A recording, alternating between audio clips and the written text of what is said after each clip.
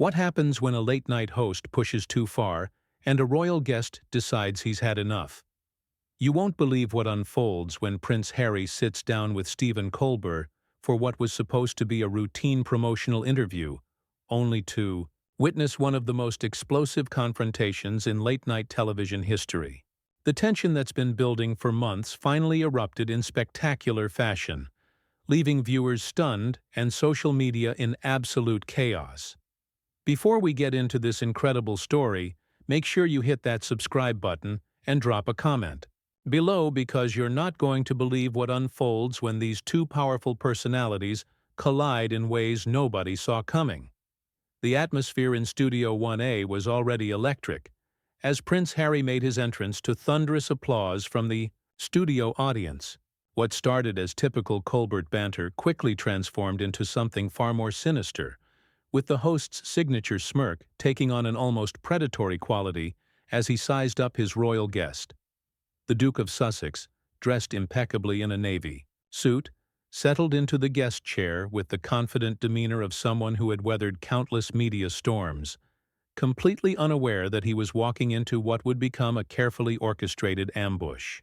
"Your Royal Highness," Colbert began with exaggerated deference that immediately felt mocking. "Or should I say former Royal Highness? I can never keep track of all these titles you people shuffle around." The audience laughed nervously, but Harry's expression remained composed, though those familiar with his subtle tells could detect the slight tightening around his eyes. "Just Harry is fine, Stephen," the prince replied with practiced diplomatic grace. But Colbert wasn't finished. With his opening salvo, "Just Harry, I love that. Very down-to-earth for someone who grew up in a palace and now lives in a $16 million mansion in Montecito. Tell me, when you're counting your Netflix millions, do you ever miss the days when taxpayers were footing the bill for your lifestyle?" The question landed like a slap, delivered with Colbert's trademark theatrical flair, but carrying genuine venom beneath the performance. Harry's jaw clenched almost imperceptibly. "I think there's a fundamental misunderstanding about how the royal finances actually work, Stephen. Perhaps we could focus on why I'm here tonight, the Invictus Games and supporting our wounded veterans." But Colbert was clearly operating from a different playbook entirely. He leaned forward with predatory interest, his famous gap-toothed grin becoming something far more menacing. "Oh, we'll get to your little sports tournament.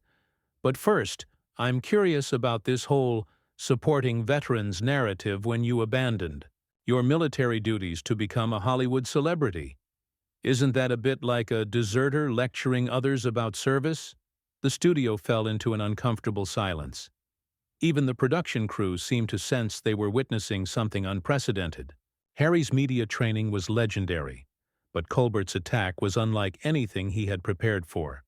Personal, insulting, and delivered with the calculated cruelty of someone who knew exactly which buttons to push. "I served 2 tours in Afghanistan," Harry responded, his voice remaining level but carrying an undertone of steel that hadn't been there moments before. "I think my record speaks for itself regarding my commitment to service and to the men and women who serve." Right, Colbert waved dismissively. "But that was before you discovered there was more money in playing victim than playing soldier. Tell me about this fascinating transformation from military hero to professional complainant. Was there a specific moment when you realized whining about your privileged upbringing could be monetized?" The audience's nervous laughter had completely died away now, replaced by intention so thick it was almost suffocating. Harry's composure was beginning to crack, and everyone in the studio could sense they were witnessing something that was spiraling far beyond the bounds of typical late-night television banter. "I'm not sure what you're trying to accomplish here, Stephen," Harry said, his voice carrying a warning that Colbert either didn't hear or chose to ignore entirely. "What I'm trying to accomplish," Colbert replied with mock sincerity, "is to understand how someone can simultaneously claim to want privacy while signing multi-million-dollar deals to share every intimate detail of their family drama. It's quite the psychological puzzle, really." Do you think your mother would be proud of how you've turned family dysfunction into a cottage industry? The mention of Princess Diana was the moment everything changed.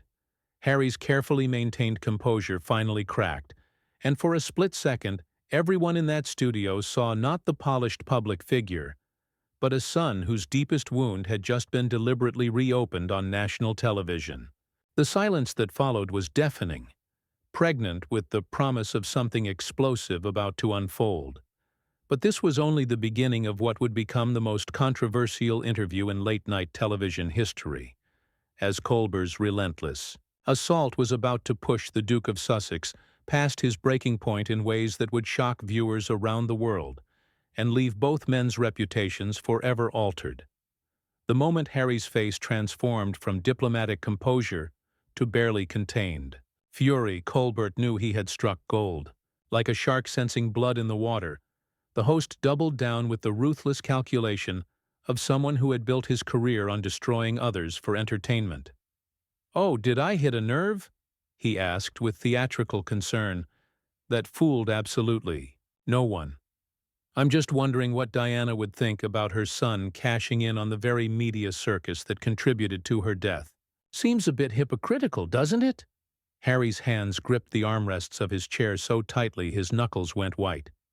"You need to stop. Right now." His voice had dropped to a dangerous whisper that sent a chill through the studio.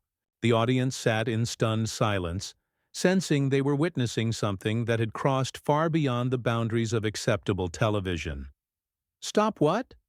Colbert feigned innocence, while his eyes gleamed with malicious satisfaction. "I'm just asking the questions America once answered. Your mother famously said there were 3 people in her marriage, but how many people are in yours?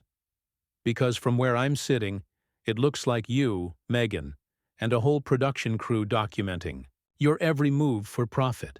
The producers in the control room were frantically gesturing, but Colbert was completely ignoring their desperate signals to change direction. He was in full predator mode now, circling his wounded prey with the calculated cruelty of someone who had found their target's weakness and intended to exploit it mercilessly. "My mother," Harry said through gritted teeth, "died because of people like you. People who think they have the right to destroy others for entertainment. People who hide behind comedy to justify their cruelty. People like me." Colbert's voice rose with mock indignation. "I'm not the one who wrote a tell-all book airing family secrets for millions of dollars. I'm not the one who sat down with Oprah to trash my relatives on international television. I'm not the one who turned family dysfunction into a Netflix series. So please, enlighten me about who the real vulture is in this scenario." The audience was now completely silent, watching in horrified fascination as what had started as an interview devolved into something resembling a public execution. Harry's breathing had become visibly labored, and those who knew him could see he was fighting every instinct to maintain his composure in the face of Colbert's relentless psychological assault.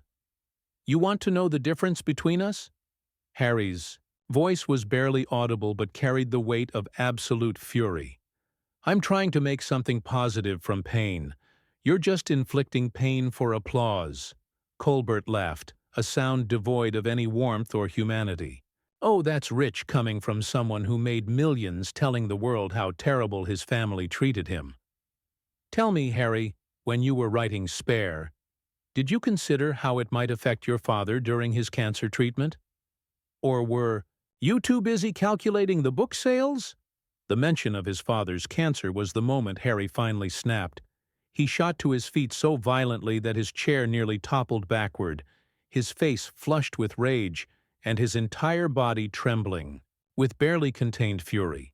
"You absolute piece of—" "Careful now," Colbert interrupted with a smirk. "Remember you're on American television. Wouldn't want to have another one of those famous Windsor temper tantrums on camera, would we?" Harry took a step toward the host's desk, and for a terrifying moment, everyone in the studio thought they were about to witness physical violence on live television. The security guards stationed around the studio tensed, ready to intervene, while the audience held their collective breath. "You think this is funny?" Harry's voice was now shaking with rage. "You think destroying people is entertainment? My father is fighting for his life, and you're making jokes about it for your pathetic ratings? Your father?" Colbert's eyes lit up with fresh malice. "The same father you've spent years publicly humiliating? The same father whose coronation you barely attended? The same father you've accused of cutting you off financially while he was preparing to become king? Forgive me if I don't buy this sudden concern for family loyalty." The control room was in chaos, with producers screaming instructions that Colbert was completely ignoring. They had created a monster, and now they were watching helplessly as it devoured everything in its path, including their own credibility as a network. Harry stood there for a moment, his chest heaving, staring at Colbert, with a mixture of disgust and disbelief. "You're sick," he said finally. "You're actually sick." "I'm sick." Colbert leaned back in his chair with theatrical amusement. "I'm not the one who abandoned my dying grandmother to move to California. I'm not the one who missed my grandfather's funeral planning. I'm not the one who—" But Harry had heard enough. What happened next would forever change the landscape of late-night television and cement this moment as one of the most shocking confrontations in broadcast history. "Enough!" Harry's voice exploded through the studio with such force that several audience members visibly jumped in their seats. The prince's famous composure had completely shattered, replaced by raw, unfiltered rage that seemed to fill every corner of the room. "You want to know what's sick? I'll tell you what's sick." Harry moved around the guest chair and positioned himself directly in front of Colbert's desk, his presence commanding and intimidating in a way that made the host's smirk falter for the first time all evening. "What's sick is a grown man who makes his living tearing down others. What's sick is someone who hides behind a television show to be a bully because he's too much of a coward to face people as equals." The studio was dead silent except for the sound of Harry's heavy breathing and the barely audible hum of the cameras that were capturing every second of this unprecedented meltdown. Colbert, perhaps sensing that his calculated cruelty had finally backfired spectacularly, attempted to regain control. "Now wait he began, but Harry cut him off with a gesture that was both dismissive and threatening. "No, you wait. You've spent the last 20 minutes attacking my dead mother, my sick father, my wife, my service, and everything I've tried to build. You've turned what should have been a conversation about helping veterans into a character assassination. And for what? For your ratings? For your ego?" Harry's voice was now carrying across the studio with the authority of someone born to command respect, and even Colbert seemed to shrink slightly in his chair. "You want to talk about my mother? Fine. Let's talk about her. She was killed by people exactly like you. People who thought her pain was entertainment. People who thought her privacy was for sale. People who cared more about their own success than the human cost of their actions." The prince leaned forward, placing both hands on Colbert's desk, bringing himself to eye level with the increasingly uncomfortable host. "And here you are, 27 years later, doing exactly the same thing. Using her death as a weapon against her son. Using my father's illness as material for your monologue. You're not a comedian, Stephen. You're a parasite." Colbert's famous quick wit seemed to have completely abandoned him. For perhaps the first time in his career, he appeared genuinely rattled, his usual confident demeanor replaced by something that looked almost like fear. That's not... Look, this is just how these interviews..." "How they what?" Harry interrupted, his voice dripping with contempt. "How they're supposed to go. You ambush your guests, you attack their families, you make jokes about cancer and dead mothers. Is that the Stephen Colbert brand?" The audience sat transfixed, many with their phones out recording what they instinctively knew would become one of the most viral moments in television history. This wasn't entertainment anymore. This was a public reckoning years in the making. "You know what the truly pathetic part is?" Harry continued, his voice now steady but filled with disgust. You think you're punching up, but you're punching down. You think you're speaking truth to power, but you're just another bully hiding behind a microphone. My grandmother spent 70 years in service to others. My father has dedicated his life to charity and public service. What have you done except mock people for applause? Colbert attempted one last desperate deflection. I'm just asking questions that— Questions? Harry's laugh was bitter and humorless. Those weren't questions, they were attacks. And you know what the worst part is?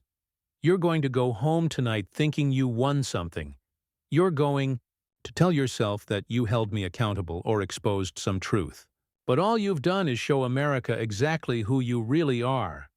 Harry straightened up, his composure returning not through diplomatic training, but through righteous anger that had found its voice. You want to know why I left the UK? It wasn't because of the press attention. I was born into that.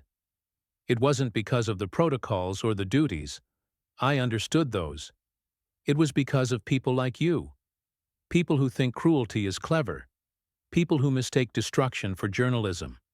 The prince began removing his microphone with deliberate, measured movements, each action calculated to emphasize his complete rejection of everything Colbert represented.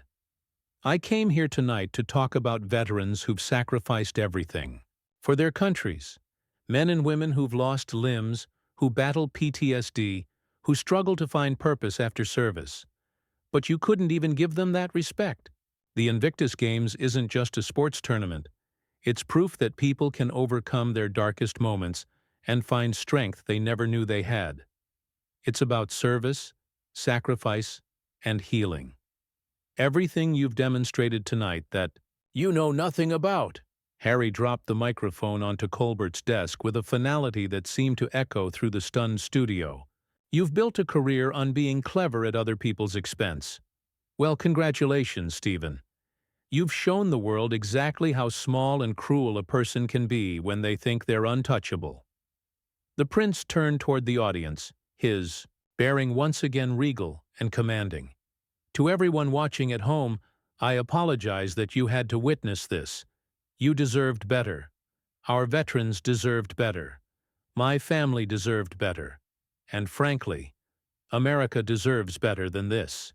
Harry looked back at Colbert one final time, his expression a mixture of pity and disgust. You'll probably turn this into another monologue tomorrow night, won't you? Make jokes about the prince who couldn't take a joke. But we both know what really happened here. You revealed yourself, Stephen. And no amount of clever editing or spin is going to change that. With that, Prince Harry walked off the set with the dignity and composure of someone who had finally said everything that needed to be said. The studio remained in absolute silence for several long seconds before the reality of what had just transpired began to sink in. Colbert sat frozen at his desk, his famous smirk completely gone, replaced by the expression of a man who had just discovered that some lines, once crossed, can never be uncrossed. The cameras continued rolling as chaos erupted in the studio, but the damage was already done.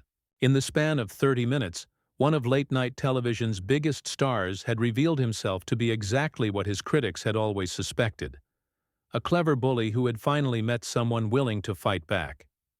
And Prince Harry, in his moment of righteous fury, had delivered a masterclass in how to stand up to institutional cruelty with the kind of dignity that no amount of wit or clever writing could ever diminish.